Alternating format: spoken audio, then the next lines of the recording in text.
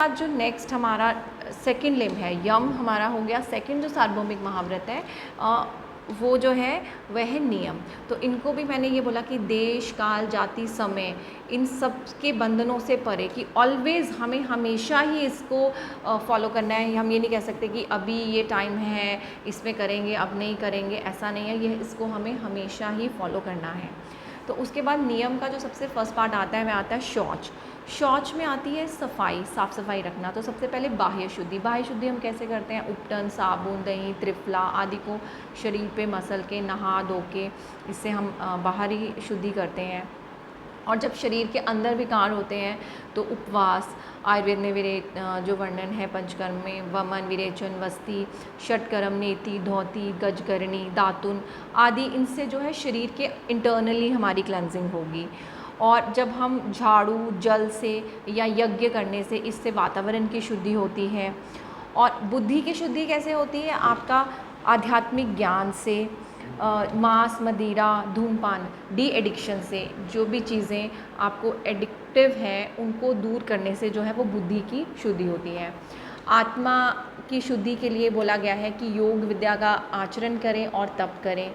और बुद्धि की जो शुद्धि है वह ज्ञान द्वारा कही गई है। तो हमें डेली बेसिस पे अपनी नॉलेज को अपडेट करना चाहिए, इससे हमारी बुद्धि की जो है वह शुद्धि हो जाती है।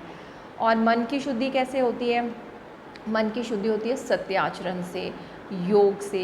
योग के बारे में तो कहा ही गया है, योग चित्त वृत्ति निरोधः, कि जो चित्त की वृत्तियां हैं, क्या है? 5 वृत्तियां हैं, प्रमाण, विपर्य, विकल्प, निद्रा और स्मृति।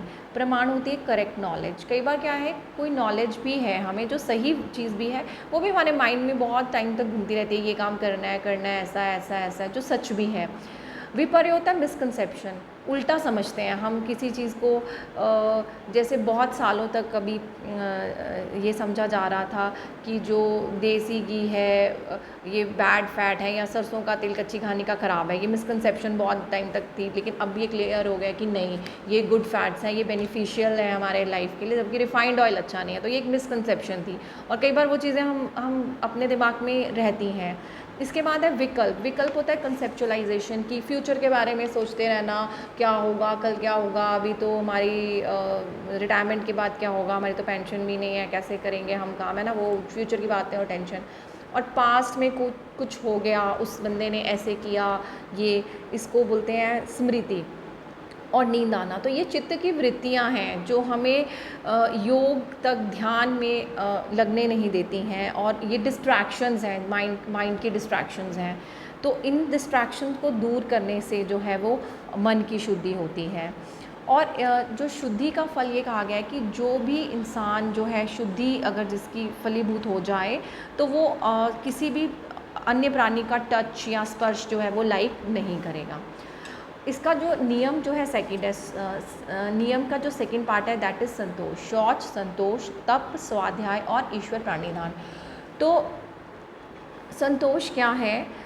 संतोष है कि पूर्ण पुरुषार्थ करने पर, जो आपको, जब आप पूरी मेहनत करते हो तो आपको जो भी खाने को मिल रहा है, जो धन है, जो विद्या है, वो उतना लेकर सेटिस्फाई रहना, उसके ज़्यादा अधिक की लालसा ना करना।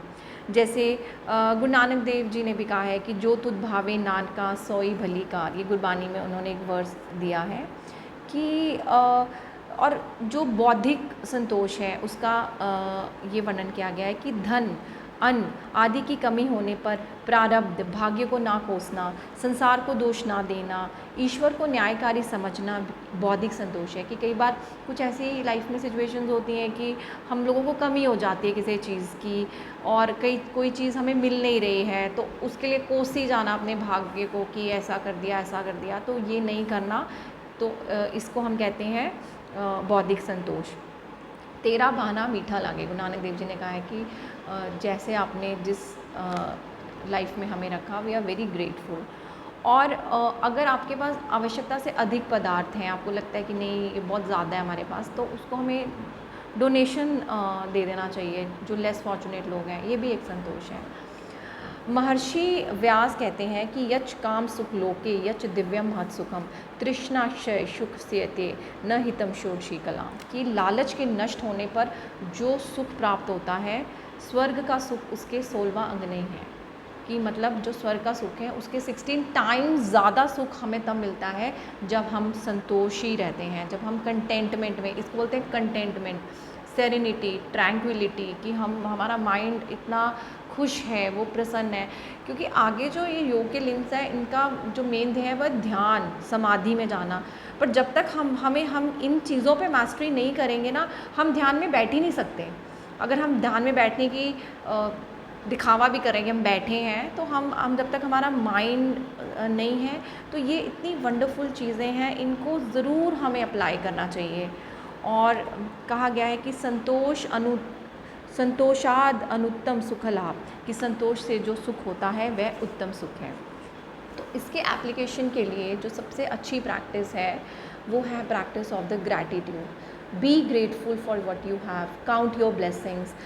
एक हमें एक डायरी मेंटेन करनी चाहिए, उसमें रोज़ हमें लिखना चाहिए कि what we are grateful for, हमारी अपनी बॉडी के लिए, हमारे अपनी फैमिली के लिए, अपने बच्चों के लिए, हम किस चीज़ के लिए ग्रेटफुल हैं।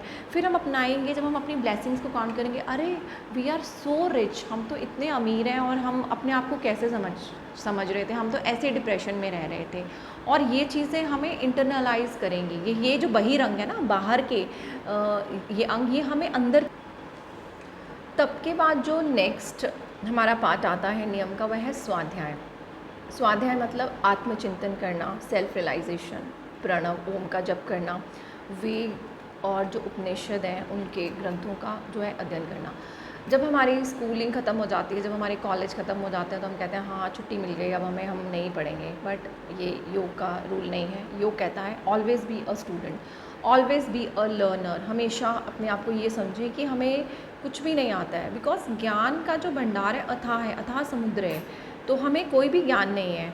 तो अगर हमें हमेशा ये माइंडसेट रहना चाहिए कि we should be learning new things, we should be meeting with new people, और हर इंसान से हमें कुछ सीखने को मिल सकता है। Always keep your mind open, always keep your cup empty, ताकि उस पर और हम पौर कर सकें, ठीक है। और हमेशा लर्निंग के लिए तो आजकल बहुत सारी चीज़ें हैं, इंटरनेट है, बुक्स हैं, कई इंटेलेक्चुअल लोग हैं, उनकी कंपनी है, तो उसमें से हमें स्वाध्याय करना चाहिए, अच्छी अच्छी बुक्स पढ़नी चाहिए, ग्रंथों का अपने जो है वो अध्ययन करना चाहिए। तो it builds a strong character full of energy, discipline and optimism. इसके बाद आता है ईश्वर प्रणिधान। ईश्वर प्रणिधान का अर्थ है ईश्वर पर पूरा भरोसा करना। व्यास जी कहते हैं कि शुभ अशुभ कर्मों को निष्काम भाव से परमेश्वर को समर्पण कर देना और उनके फल की इच्छा ना करना ईश्वर प्रणिधान है। और कहा जाता है जब हम योग करते हैं तो उसमें भी कई बाधाएं आती हैं, और उन बाधाओं को दूर करने के लिए ईश्वर प्रणिधान करना बहुत ज़रूरी है। योग की बाधाएं जो हैं वो ईश्वर प्रणिधान से दूर होती हैं। और कहा गया है कि योग का जो सबसे अंतिम अंग है समाधि, उसको जो प्राप्त करने के लिए ईश्वर प्रणिधान करना सर्वोपरि है। So take time to connect with the supreme consciousness, ठीक है। तो ये हमारे दो हो गए यम और नियम।